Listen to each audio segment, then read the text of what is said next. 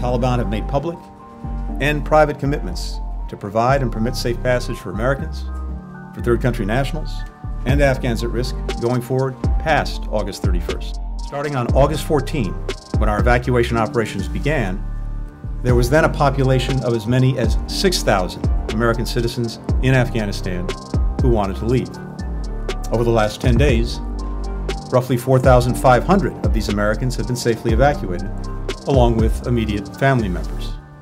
Over the past 24 hours, we've been in direct contact with approximately 500 additional Americans and provided specific instructions on how to get to the airport safely.